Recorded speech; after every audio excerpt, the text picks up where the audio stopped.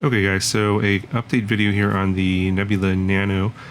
I did a couple videos on this previously, and Caddx has sent me an updated version of this, and it is updated hardware. So some of you guys are going to be like, oh, where do I get the firmware to update this? I'm told that you can't upgrade this via a firmware update like you can the DJI Vista units or the Air units. The enhancements I'm going to tell you about here are just hardware based, so they're sending out new cameras in the next, I guess, the future batches, and I don't think that they're going to be replacing cameras that were already purchased. So I already know that a lot of people are going to ask about that. Pretty sure that that's not the case, but this was based on, I think they revised this because there was a lot of negative feedback on the first version that came out, and so they took a lot of feedback from a lot of people, including myself, and they've made some revisions here, and I'm going to tell you about them. So basically, in a nutshell, the image quality is improved. I think it's improved quite a bit. In my opinion, it's still less than the DJI camera.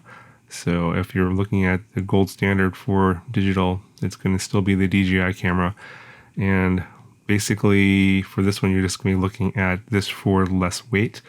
It is significantly better than it was before in terms of the haze and the fogginess. That's still a little bit there in certain situations, but a lot of it's gone.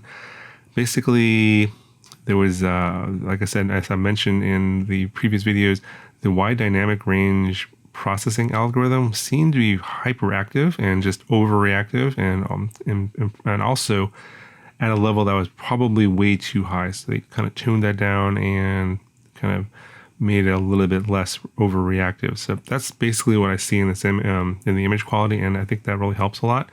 Now, I also have this on the new updated firmware from DJI. So this is the video you're seeing is being recorded at 40 megabits on the goggles, and is being transmitted at 50 megabits. So that also helps as well. I didn't look at the old camera on 50 megabits. It didn't. I just looked at it, actually looked at it very, very briefly. I didn't fly it. I just looked at it outside of my house. It did look a little bit better on 50 megabits. So obviously, even when you have a worst camera image, the higher bit rate helps in that regard as well. But I think that if this were on the old firmware, it probably wouldn't look as good as well as it would on the newer firmware. So if you're still on the old firmware, I would highly recommend that you upgrade to get the benefits of this if you happen to get this camera and want to get the benefits of the better image quality.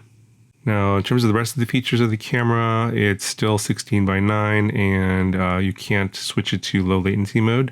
That's not available, but of course, as I mentioned, the 50 megabits is available to you. So I also have the Nebula Micro updated version. This has the updated digital firmware for the camera as well as the analog software. So I will have this in a future video. It won't be in this one. So make sure you're subscribed and have your notifications turned on so you don't miss this video, because I'm told that now you can go into the analog settings and adjust the camera image quality. That will show up both in analog and in digital. So that's interesting. So stay tuned for that video. But for now, here is the flight footage. I have a day flight and a night flight on the new Nebula Nano, and let me know what you guys think in the comments.